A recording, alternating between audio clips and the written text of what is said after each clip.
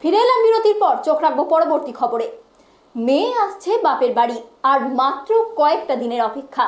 মেয়ের গা ভর্তি ঝলমলে গয়না, মাথার মুকুট থেকে গলায় 7 লহরি হার, পরনে চোখ ধাঁধানো শাড়ি, জড়ি চুমকির সাজে মেয়েকে এখন সাজিয়ে তুলতে ব্যস্ত শিল্পী সুশান্ত সরকার। তবে জানেন কি এবার উমার সাজের উপকরণ কি? না, হিরে জহরত নয়। উমার সাজের উপকরণ একেবারেই সাদামাটা, বাদাম এবং বাদামের খোসা। দেখুন সেই প্রতিবেদন। উমা আসছে। কোথাও রথের দিন অথবা বিশেষ দিনের বিশেষ তিথিতে কাঠামো পুজো ও খুঁটি পুজোর মাধ্যমে মায়ের আবাহন শুরু হয়ে গিয়েছে। ধীরে ধীরে বিভিন্ন কুমোরটুলি থেকে মায়ের প্রতিমা পাড়ি দেওয়া শুরু হচ্ছে দেশের বাইরে। প্রতিমার মূর্তিতে শেষ পর্যায়ে রঙের তুলির টান দিতে এবং সাজ পোশাক গয়নায় দেবী দুর্গাকে সাজিয়ে তুলতে ব্যস্ত শিল্পীরা। তাই প্রতিমার সাজ পোশাক যারা তৈরি করেন তাদেরও ব্যস্ততার অন্ত নেই। সম্প্রতি কাঁচা বাদাম দাদা কাঁচা বাদাম এই গান গেয়ে জগৎ বিখ্যাত হয়েছিলেন ভুবন বাদ্যকর। আর সেই বাদাম এবং তার খোসা দিয়ে দুর্গা প্রতিমার সাজ তৈরি করতে ব্যস্ত শিল্পী সুশান্ত সরকার। মালদা শহরের বিশ্বনাথ মোড় এলাকায় এবছর তিনি তৈরি করছেন 19টি দুর্গা প্রতিমা।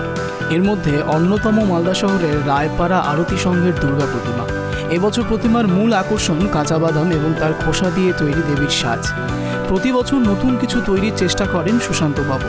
এবছর ভুবন বাদ্যকরের গাওয়া কাঁচা বাদাম দাদা কাঁচা বাদাম এই গানটি জগৎ বিখ্যাত হয়। সেই বাদাম দিয়ে দুর্গা প্রতিমার সাজ তৈরি করেছেন শিল্পী। তিনি আশা করেন এই প্রতিমা দর্শকদের মন জয় করবেই।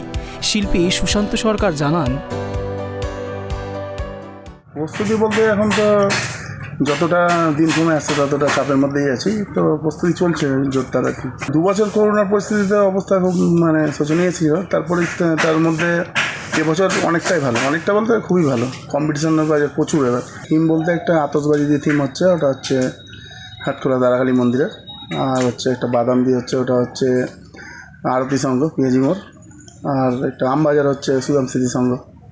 আর পিরোজপুর উজ্জ্বল ক্লাবের আছে। তারপরে আরও মোটামুটি টোটাল 19টা ক্লাবের স্পোর্টিং ক্লাবের আছে। টিমের মধ্যে তো পছন্দ করছে সাজের ব্যাপারটা, যেরকম পুরোপুরি ছিল সাজের আর টিমের ঠাকুরই বেশি। এবার পুজো তো মোটামুটি যতবার আমি প্রতিমা করছি তার তুলনায় মনে হয় এবার সব থেকে বেশি ভালো হবে।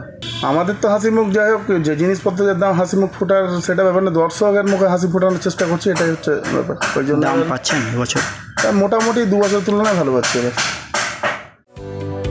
প্রতিমার দাম রেখেছেন 85,000 টাকা। প্রতিমা ঠাঁই পাবে মালদা শহরের রায়পাড়া আরতি সংঘের পুজো মণ্ডপে। উপকরণ হিসেবে ব্যবহার করা হয়েছে কার্ডবোর্ড, ফেভিকল আঠা, রঙিন সুতো, বাদামের খোসা এবং কাঁচা বাদাম।